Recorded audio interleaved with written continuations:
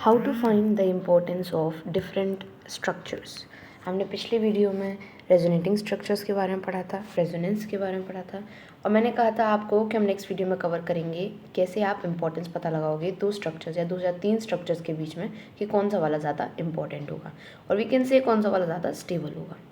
ठीक है, तो उसमें पहला पॉइंट आपका आता है जो आइडेंटिकल आपके स्ट्रक्चर्स होंगे उनके पास आइडेंटिकल एनर्जी होगी, मतलब कि वो they will be equally important. अब देखिए क्या ये दोनों आइडेंटिकल है? आप कहेंगे नहीं, बट इट इज़। तो ये दोनों क्या है? आइडेंटिकल है। कैसे? देखिए समझिए, यहाँ पर CH2 ग्रुप, उसके ऊपर पॉजिटिव चार्ज, यहाँ पर भी CH2 ग्रुप, उसके ऊपर पॉजिटिव चार्ज, CH2 ग्रुप के बाद एक सिंगल बॉन्ड, यहाँ पर भी एक सिंगल बॉन्ड, उसके बाद CH ग्रुप, उसके बाद भी CH ग्रुप, यहाँ पर डबल बॉन्ड, फिर डबल बॉन्ड और फिर CH2, फिर CH2। So they identical. Are they identical? So they are identical. ठीक है ना। तो यहाँ पर सिर्फ उनकी ओरिएंटेशन चेंज करके कंफ्यूज करने के लिए लिखा गया है, बट दे आर आइडेंटिकल। तो ये दोनों क्या होंगे? इक्वली इम्पोर्टेंस रखेंगे। ठीक है, तो पहला पॉइंट ये था कि जो दो स्ट्रक्चर्स इक्वल इम्पोर्टेंस रखते हैं वो आपके क्यों रखते हैं? Because they are identical. जो आइडेंटिकल स्ट्रक्चर्स होते हैं उनके वो इक्वली इम्पॉर्टेंट होते हैं। सेकेंड, जिस रेजोनेटिंग स्ट्रक्चर में ज़्यादा नंबर ऑफ बॉन्ड्स होंगे वो ज़्यादा इंपॉर्टेंट होगा। जैसा कि आप देख सकते हैं इस एग्जांपल में, यहाँ पर कितने नंबर ऑफ बॉन्ड्स हैं? यहाँ पर आपके पास 5 नंबर ऑफ बॉन्ड्स हैं, और इधर कितने नंबर ऑफ बॉन्ड्स हैं? यहाँ पर 4 नंबर ऑफ बॉन्ड्स हैं। तो पहला वाला स्ट्रक्चर जो होगा वो ज़्यादा इंपॉर्टेंट होगा than the second one. Okay, next अगर हम मूव करें तो थर्ड पॉइंट हमारा ये कह रहा है वो रेजोनेटिंग स्ट्रक्चर जिसके पास बिल्कुल भी चार्ज नहीं होता वो वाला हमारा ज़्यादा इम्पॉर्टेंट होता है देन उस वाले के जो कि थोड़ा बहुत चार्ज कंटेन कर रहा है। जैसे कि इसमें फर्स्ट वाले ग्रुप में देखो तो इसमें बिल्कुल भी चार्ज नहीं है, कहीं पर भी चार्ज नहीं है ना। और वहीं अगर हम सेकेंड और थर्ड वाले में देखें तो यहाँ पर पॉजिटिव चार्ज, यहाँ पर नेगेटिव चार्ज, यहाँ पर भी पॉजिटिव चार्ज और यहाँ पर भी यहाँ पर नेगेटिव चार्ज, यहाँ पर पॉजिटिव चार्ज, राइट। तो यहाँ पर इस केस में फर्स्ट वाला जो होगा वो क्या होगा? ज़्यादा इंपॉर्टेंस का होगा। क्यों? क्योंकि यहाँ पर 0 चार्ज है। ठीक है, आगे बढ़ते हैं फोर्थ पॉइंट पे, जो कि in case of the resonance contributors having the separation of charge, resonance contributors having the negative charge on more electronegative will be more important. तो ऊपर वाले में हमने पढ़ा था कि जिसमें बिल्कुल भी चार्ज नहीं होता वो वाला ज़्यादा इंपॉर्टेंस वैल्यू रखेगा। नीचे वाला हमने क्या पढ़ रहे हैं कि जिसमें एक अगर आपके पास कोई रेजोनेंस स्ट्रक्चर है, जैसे कि नीचे वाला बन रहा है, इसमें कार्बन कार्बन ऑक्सीजन, इनमें से ज़्यादा इलेक्ट्रोनेगेटिव कौन सा हुआ? ऑक्सीजन। ठीक है ना। ऐसे इसमें भी है। अब एक ग्रुप में नेगेटिव चार्ज ऑक्सीजन के ऊपर, दूसरे पे कोई चार्ज नहीं है ना। यहाँ पर हम सिर्फ और सिर्फ इलेक्ट्रोनेगेटिव एटम पे देखेंगे, सब पे नहीं, सिर्फ इलेक्ट्रोनेगेटिव एटम पे जो कि ऑक्सीजन, और वो वाला ज़्यादा इंपॉर्टेंट होगा जिस पे नेगेटिव चार्ज होगा। इसका सीक्वेंस क्या होता है? सबसे ज़्यादा इंपॉर्टेंट वो होता है जिसके पास नेगेटिव चार्ज होता है, उसके बाद कम इंपॉर्टेंट होता है जिसके पास 0 चार्ज होता है, उसके बाद उससे भी कम इंपॉर्टेंस वो होता है जिसके पास पॉजिटिव चार्ज होता है। ठीक है ना। तो ये सीक्वेंस चलता है। तो ऐसे इलेक्ट्रोनेगेटिव एटम जिसके पास नेगेटिव चार्ज है वो सबसे ज़्यादा इंपॉर्टेंस वैल्यू रखेगा। फिर जिसके पास बिल्कुल भी चार्ज नहीं है उसके पास थोड़ा सा कम, और जिसके पास पॉजिटिव चार्ज है वो तो सबसे कम वैल्यू रखेगा। ठीक है, तो ये था कौन सा ज़्यादा इंपॉर्टेंट होगा। ये वाला पॉइंट समझ में आ गया। और वहीं अगर हम बिना इलेक्ट्रोनेगेटिव एटम की बात करें तो ये आपको पता ही है कि 0 जो है चार्ज वो ज़्यादा इंपॉर्टेंट होता है। नहीं तो आप सिर्फ ये पता रखिएगा, याद रखिएगा कि नेगेटिव चार्ज सबसे ज़्यादा इंपॉर्टेंट होता है, फिर 0, फिर पॉजिटिव चार्ज। ठीक है ना। और ये भी ध्यान में रखिएगा सिर्फ और सिर्फ मोर इलेक्ट्रोनेगेटिव एटम पे ही हम ये मेजर करेंगे, सब पे नहीं। अगर आपके पास NO2 का दे दिया जाए, ठीक है ना, NO2 का दे दिया जाए, उसका रेजोनेटिंग स्ट्रक्चर बनाने को दे दिया जाए, तो आप किस पे पता करोगे? नाइट्रोजन पे कि ऑक्सीजन पे? आप ऑक्सीजन पे पता करोगे क्योंकि ऑक्सीजन क्या है आपका? ज़्यादा इलेक्ट्रोनेगेटिव है। ठीक है।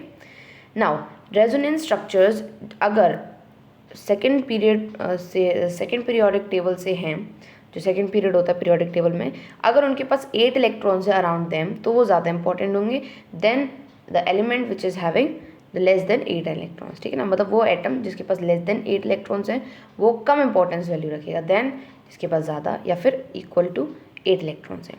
ठीक है। Resonance structures helps us in delocalization of charge और unpaired electrons are important. Resonance structure क्या करता है?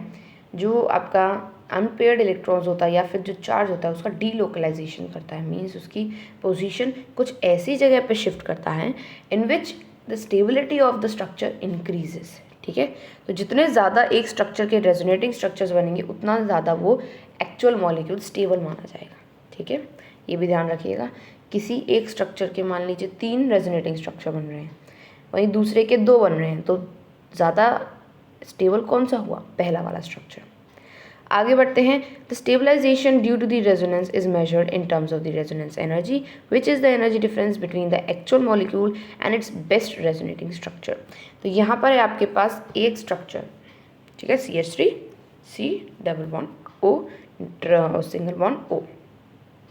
तो यहाँ पर इसके रेजोनेटिंग स्ट्रक्चर्स बन रहे हैं। अब इसकी रेजोनेंस एनर्जी अगर पता करने को कहो तो कैसे पता करोगे? जो एक्चुअल मॉलिक्यूल है उसकी एनर्जी और जो फाइनल आपका रेजोनेटिंग स्ट्रक्चर आया है उसकी एनर्जी का डिफरेंस।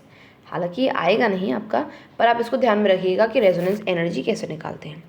फिर अब चलिए इसका रेजोनेंस स्ट्रक्चर कैसे बना ये देखते हैं। यहाँ पर है CH3 C double bond O और फिर एक तरफ सिंगल बॉन्ड O।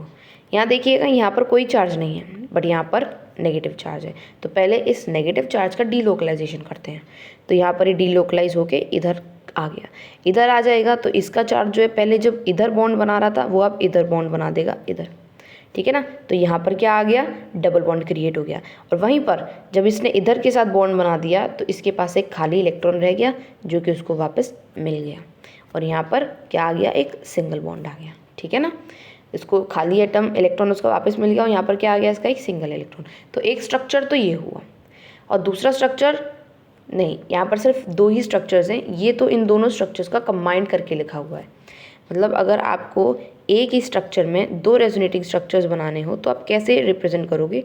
वो इस तरीके से, एक एक तो सिंगल बॉन्ड आप ऐसे ऐसे कर लो और दूसरे वाला जो है वो उसको ऐसे डैश डैश से शो कर दो।